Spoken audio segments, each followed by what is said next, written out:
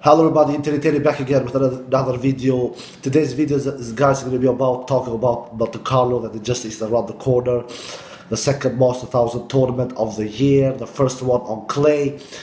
Yeah guys, I will do a top 8 list here. I will do a quarterfinal matches, semi-final matches, and then the final two last man standing in the final next Sunday. And then I will say who I believe will be the winner. Let's look at the quarter of Novak Djokovic first. The top seed here, because he is the world number one, obviously, and he will be the top seed. He is, of course, on the top half of the draw, and Medvedev is on the bottom half of the draw. Yeah, Novak, he has, of course, a bye in his first match, and then he can face Sinner or Ramos Villiers Albert. Against Ramos, he has never lost. I believe he has a 6-love head-to-head against him in the past. So Ramos has never won a match against Djokovic, which is of course not a surprise. And Sinner he has never faced before.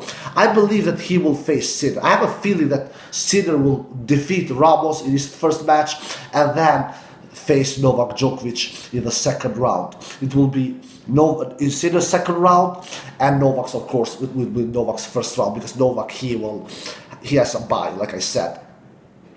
Look guys, on this bottom half of the draw, Novak is the favorite here. Even though that Novak Djokovic, this Monte Carlo is actually Novak Djokovic's worst Master 1000 tournament. If you look in his past history, yeah, he's a 2-time champion here. He has won this tournament 2 times before. But if you look at his win-loss ratio, he has the worst win-loss ratio in Monte Carlo. So it is not any given that Novak will go to the final. It is not, because he has the worst win-loss ratio.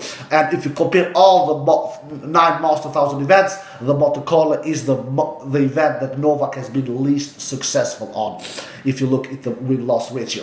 Anyway, I think that Novak is the favorite in this quarter. He has Hurkacz in this quarter as well. The big upset, Hurkacz, the Polish guy who won his first Master 1000 title 1 week ago, the first Polish player to ever win a Master 1000 title on the men's side. Hurkacz is there, Goffin is there. Goffin he has been a big in long vacation since 2019, since that Halle final against Federer, and Goffin he's liking this long vacation, so he doesn't want to stop this vacation anytime soon. So he's not a big threat to go to that quarter and face Novak Djokovic. Then we have Martin Fucsovics. He's always dangerous. He's in this quarter as well. He can face Alexander Zverev. I would not be shocked if Martin Fucsovics takes out Zverev in a potential second round. Zverev has a first round. He has a bye in his first round, but he can then face Fucsovics in a potential second round. It becomes Zverev's first round and it becomes Fucsovics' second round. So in the end of the day, I believe that the top seeds here are Novak Djokovic and Alexander Zverev in this quarter, and I believe we will have a quarterfinal match between Novak Djokovic and Alexander Zverev.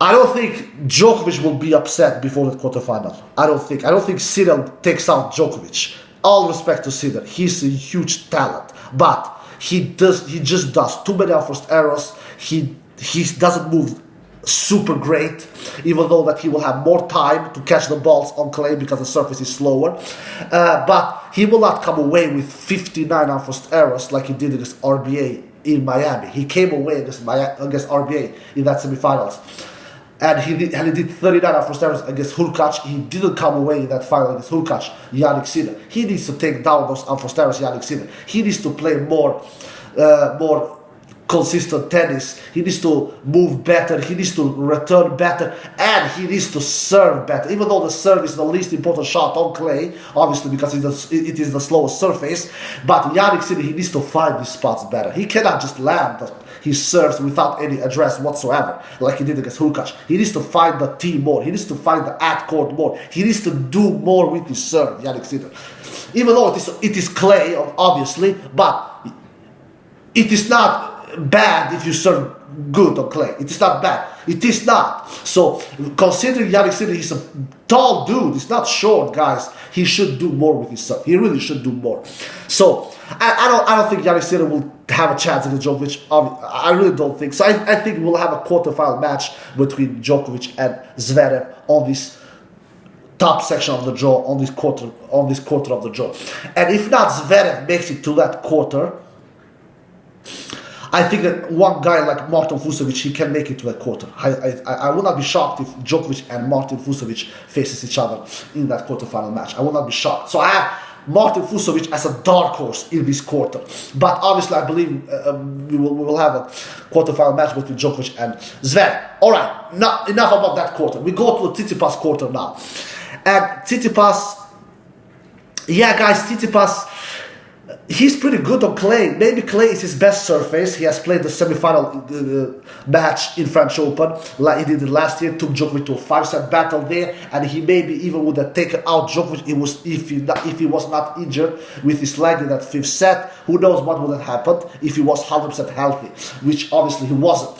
So Tsitsipas, I believe he's the top favorite in this quarter here to make it to that quarterfinal match. He has Musetti as a dangerous young Italian super talented player who really plays good clean tennis with a beautiful one single-handed backhand. So he can face Musetti in a potential second round.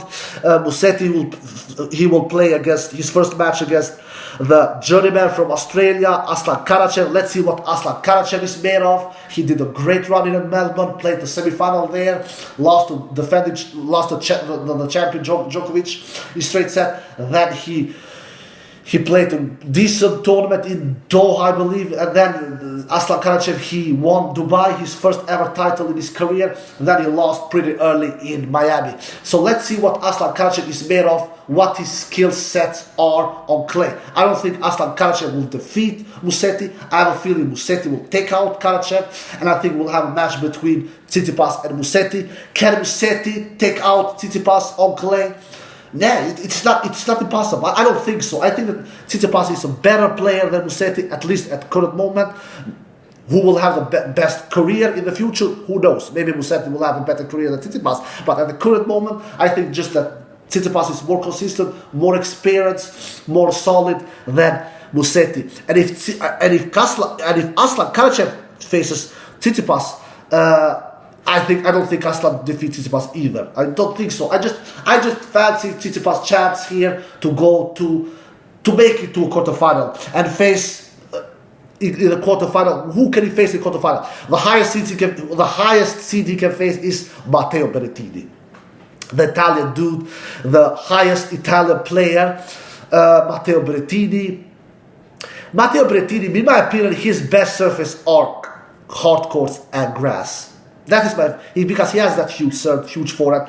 Guys, the serve, if you have a huge serve, you will not win, you will not come away with only a huge serve on clay. Because the serve is the least important shot on the slowest surface that we have in tennis, which is obviously clay. So, Matteo Berrettini's game suits mostly more on grass and hard court because he can do a lot of aces, he can play first strike tennis. Here he needs to grind it out. Here he needs to win long rallies. Here he needs to be consistent on the baseline. Do I believe he can be that? Maybe. But I'm not super in love in Matteo Berrettini's skill sets on clay. I'm not. But he has a decent draw. He can face Diminaur on his first match. Diminaur, he's a speed demon. He's solid from baseline. He doesn't have the greatest weapons. Diminaur, he reminds me a little of a worse version of later Hewitt. Then Christian Garin is there as well. Christian Garin, he can be also a player to count. His best surface is on clay. So, and Gael Monfils is in that quarter as well. But I don't think Gael Monfils. Gael Monfils to me is the most underachiever player of all time.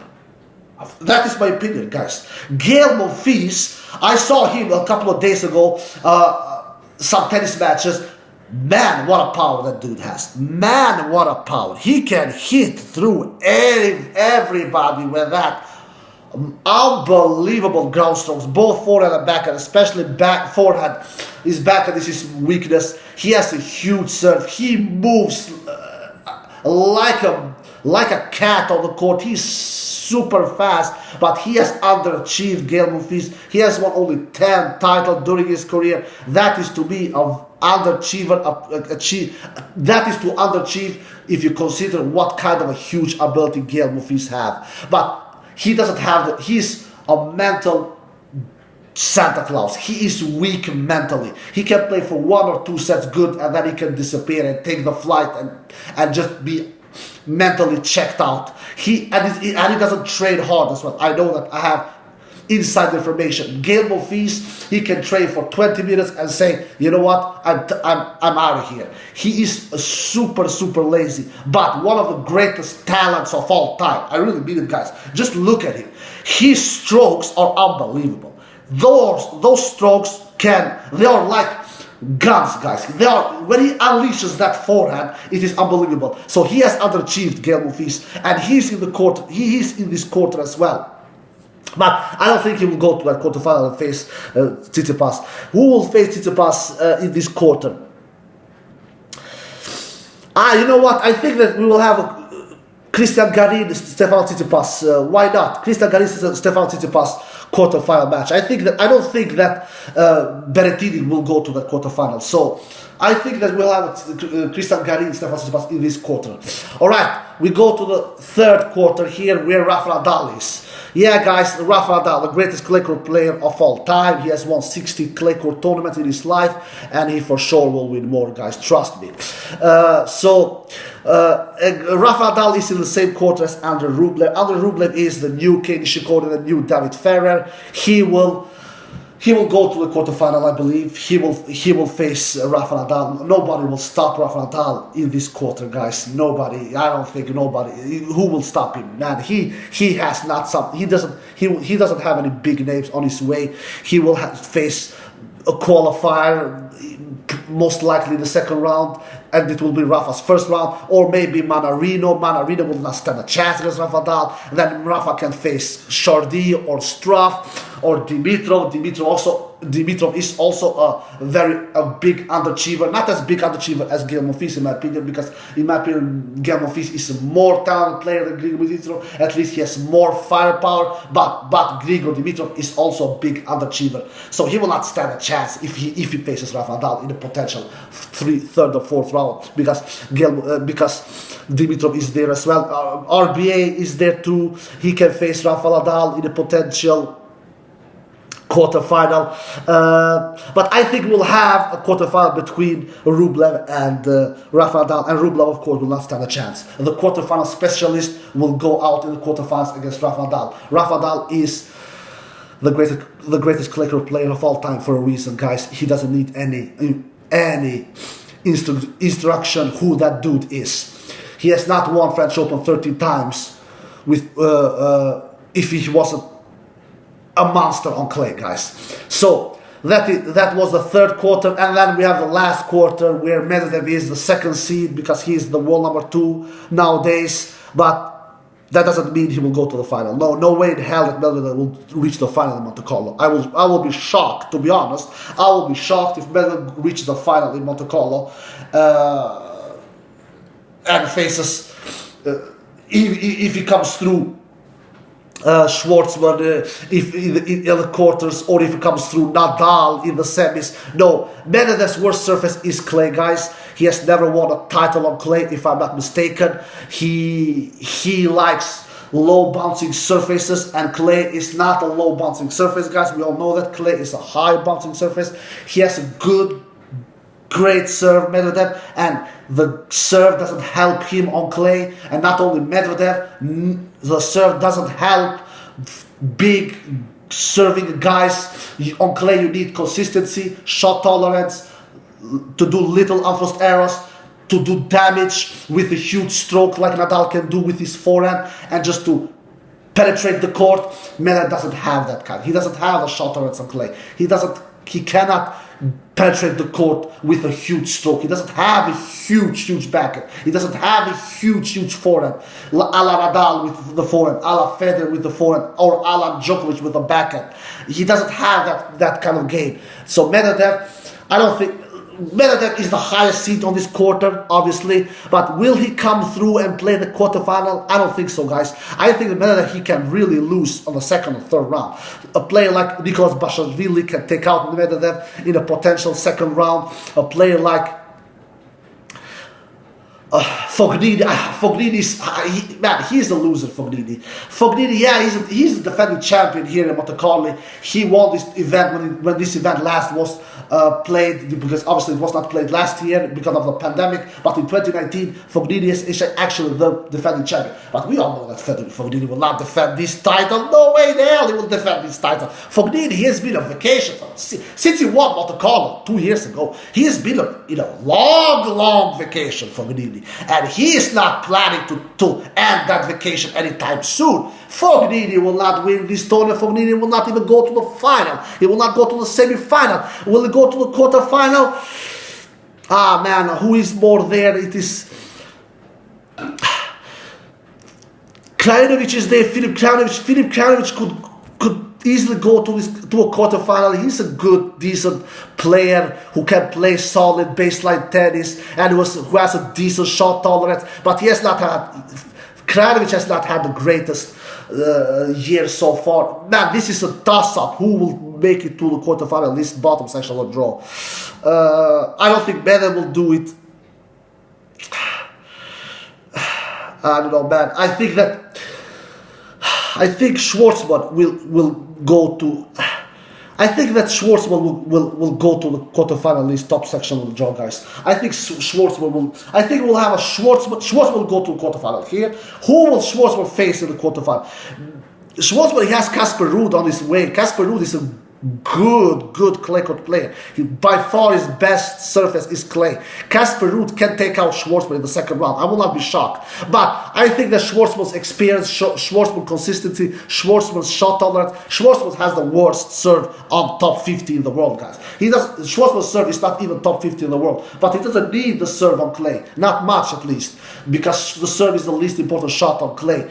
So I think Schwartzman will make it through. I think Schwartzman will face in the quarterfinal, in this bottom section of the draw, Filip Krajinovic. I will say Filip Krajinovic. I don't trust Medvedev on clay. Really, I really don't trust Daniil Medvedev on clay.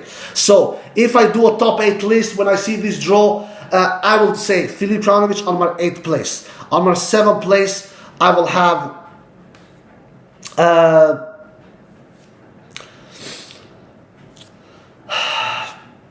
Andrei Rublev, I believe the quarterfinal specialist. He can go to a quarterfinal here and then lose, of course.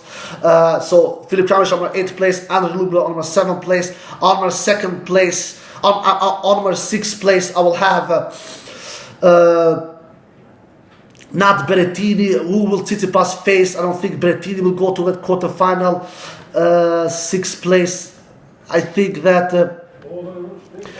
a player like Garin, why not Christian Garin? I have Christian Garin on my 6th place. I think that Christian Garin can go to a quarterfinal here, guys, and face Tsitsipas in that quarterfinal.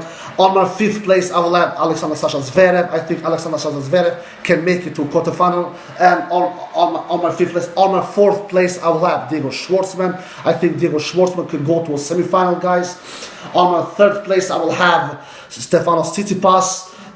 I believe Stefanos Tsitsipas can go to a semi-final. On my 2nd place, I will have Novak Djokovic. I think Novak Djokovic can go. Even though that Novak Djokovic, Monte Carlo is Novak Djokovic's worst Master 1000 event, if you look at his win-loss ratio, I think Novak Djokovic can make it to a semi-final, to a final. Why not? He is the world number 1 for a reason. He will be hungry. He will be motivated. He will be well rested after not playing tennis for 2 months since he won his 9th Australian Open title. So I believe that Novak Djokovic is on my 2nd place. On my 1st place, I have Rafa Nadal. We thought And this is, of course, not any surprise for all you who watch tennis. He is the greatest clay court player of all time for a reason. He has won 60 tournaments on clay. He has won Monte Carlo 11 times. That is a huge number. So, my number one player that I will believe will win this tournament is Rafa Nadal. And he will take out, let's say, the quarterfinals matches will be between, I believe, Novak Djokovic defeats Alexander Zverev in his quarters. I believe that Stefan Tsitsipas defeats Christian Garin in his quarter. I believe that Schwartzman defeats Filip Krajinovic in his quarter, and I believe Rafa Nadal defeats Andre Rublev in his quarter. And then in the semis, I believe that Rafa Nadal defeats Diego Schwartzman in his semi-final match, and I believe that Novak Djokovic defeats Stefan Tsitsipas in his semi-final match, and then I believe that Rafa Nadal defeats Novak Djokovic in the final 1 week from now. And some dark horses, why not a player like Casper Ruud? He really can be a dangerous dark horse. He can make some noise here. I will not be shocked if he takes out Schwartzman in the second round, Casper Ruud. And then a player like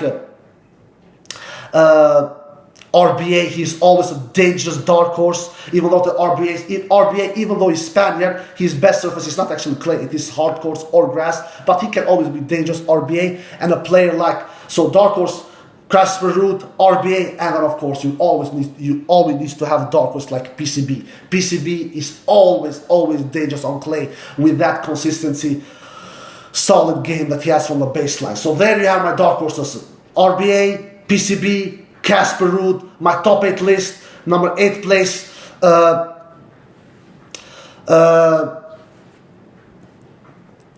Yeah, I forgot.